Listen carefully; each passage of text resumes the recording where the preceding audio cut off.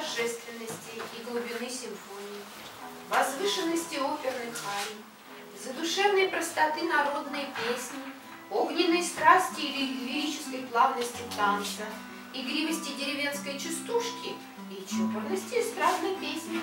Марина, я, кажется, догадалась, о чем идет речь. Ты говоришь о романсе? Конечно. Да, в нем действительно все это есть.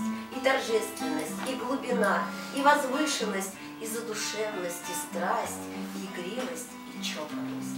Действительно, Лена, романс, несмотря на свою малую форму, удивительным образом воплощает все лучшее, что есть в музыке. А ты знаешь, где родился романс? Скажи.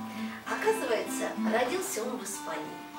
Его история берет начало в далеком Средневековье.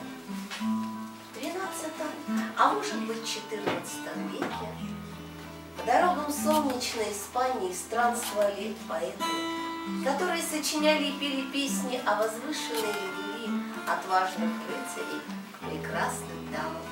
Не может быть. Ведь тогда исполнялись исключительно церковные хоралы и исключительно на латыни. Это верно. Но вот испанские трубадуры слагали свои песни на темы любви и любовных переживаний.